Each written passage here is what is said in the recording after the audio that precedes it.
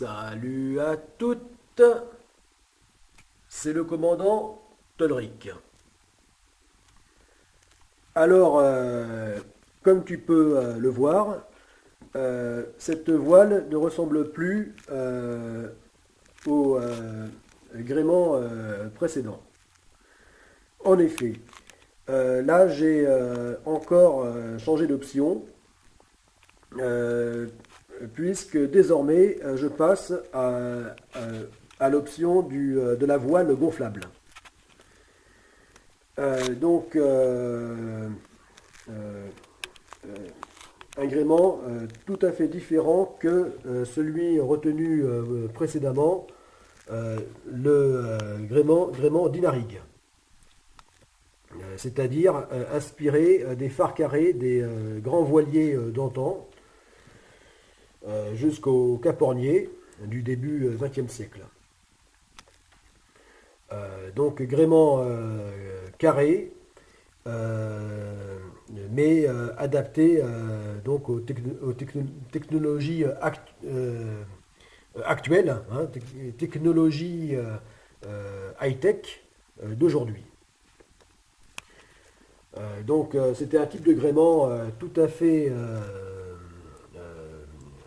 séduisant, efficient, euh, la raison pour laquelle je l'avais retenu jusque-là. Mais là, finalement, je me suis euh, donc porté, hein, décidé à opter pour la voile gonflable. Euh, Parce que, pour de multiples raisons, mais principalement du fait que ce gréement, grâce à son mât souple, escamotable, eh bien, le mât pourra facilement se baisser intégralement. Euh, les avantages sont multiples. Donc, à commencer par le fait d'éviter les fatigues inutiles au mât, donc de l'usure, puisque lorsque l'usage du gréement ne sera pas nécessaire et que le voilier sera exposé à des vents extrêmement forts, violents, eh bien, euh, comme le mât pourra complètement s'escamoter et donc euh, disparaître,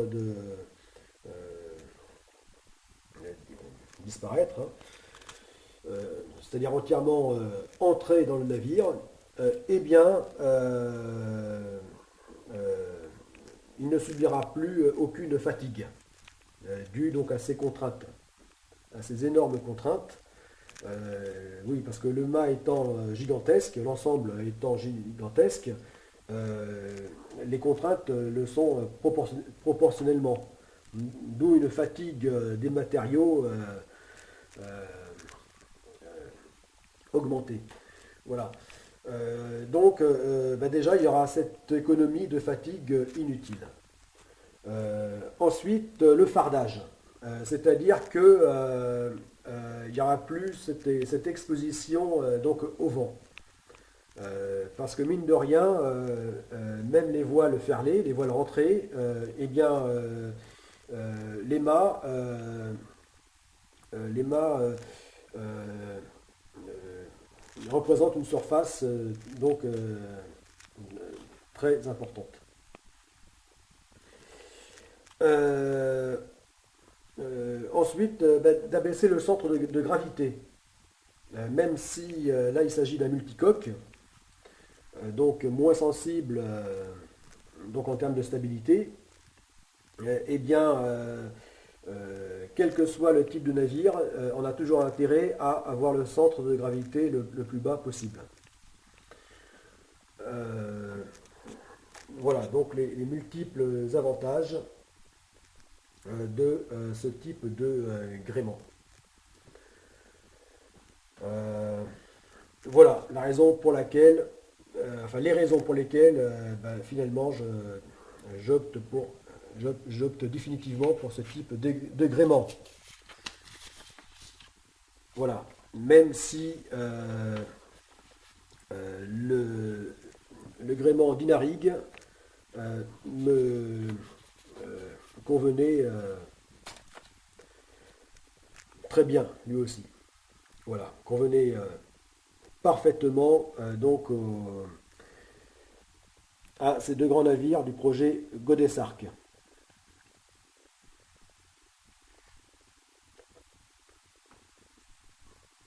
Voilà, d'autant plus qu'il s'agit de navires amphidromes, c'est-à-dire n'ayant pas d'arrière, mais n'ayant deux avants, c'est-à-dire pouvant avancer dans les deux sens. Voilà. Et le gréement donc Dinaric, pouvant pivoter à 360 degrés, convenait parfaitement.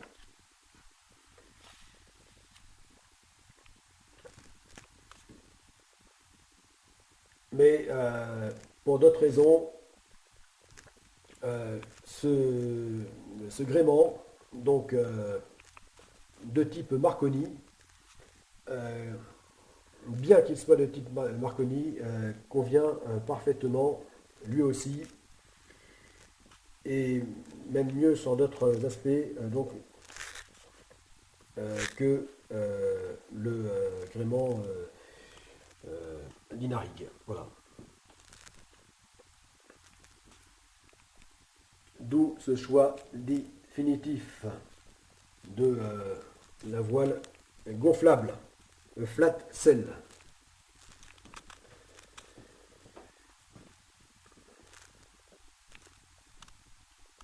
Voilà. Alors bien qu'il y ait qu'un seul mât, eh bien donc la puissance vélique donc non seulement est conservée, mais en plus elle est même à surface égale et à poids du navire égal, même sera un peu plus supérieure. Voilà, grâce donc à cette aile de type, enfin cette voile de type L, hein, de type L d'avion. Voilà. Donc là vraiment, l'avantage de ce gréement, c'est ça. C'est donc en plus de l'avantage donc de simplifier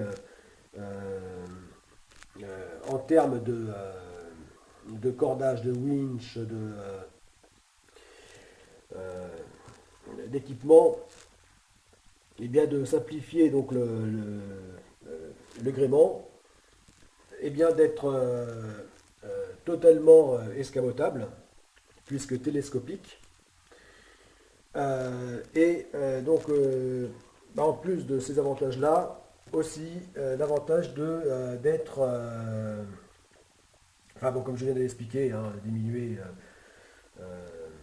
enfin, comme je viens de le dire au début de la vidéo, mais aussi l'avantage est que ce gréement étant souple, à la manière extrêmement souple, hein, ce mât, à la manière donc des bambous, eh bien,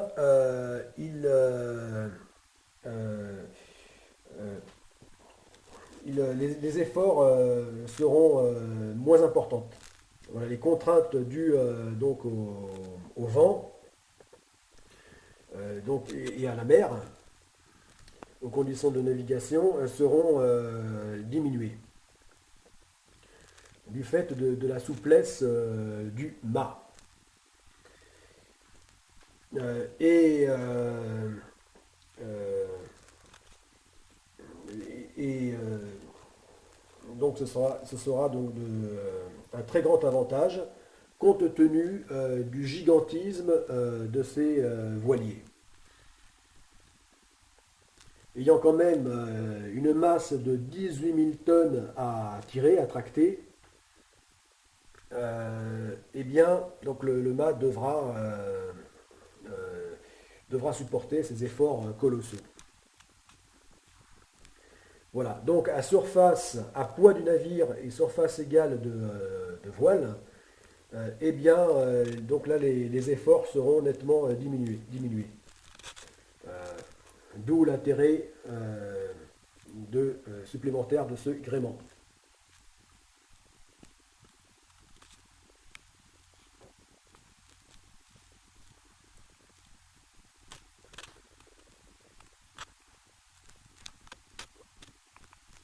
Donc, il est vrai que pour un navire amphidrome, je trouvais le gréement d'Inarig plus intéressant, mais ce gréement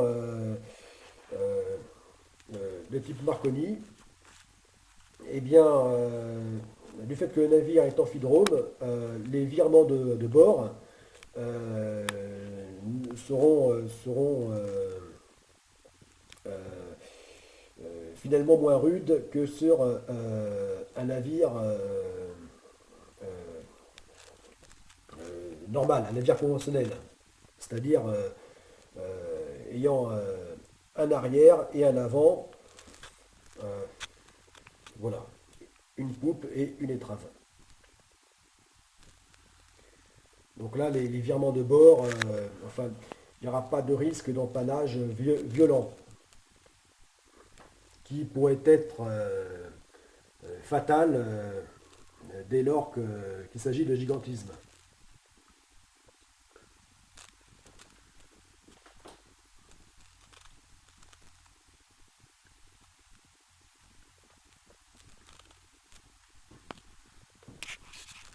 Enfin, fatal à l'intégrité du gréement.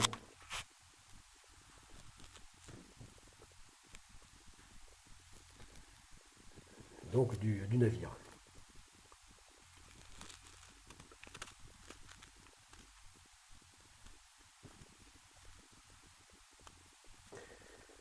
Voilà.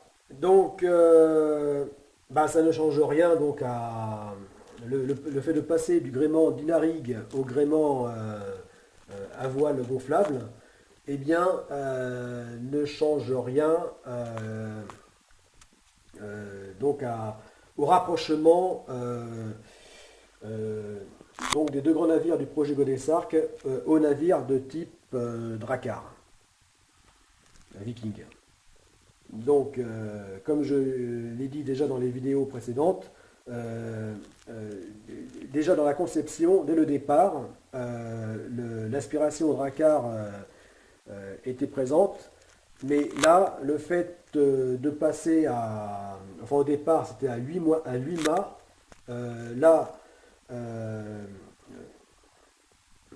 maintenant, enfin précédemment à 4 mâts, euh, et, euh, et maintenant, bah, désormais, à un seul mât.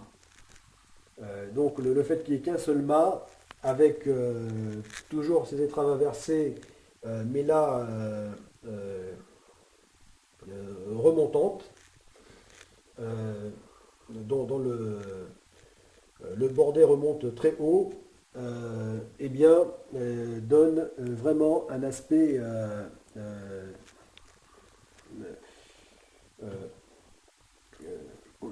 augmente, hein, donc vraiment amène à une véritable ressemblance au fameux Drakkar des Vikings.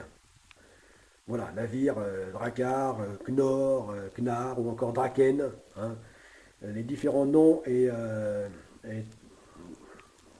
navires, des navires vikings. Voilà,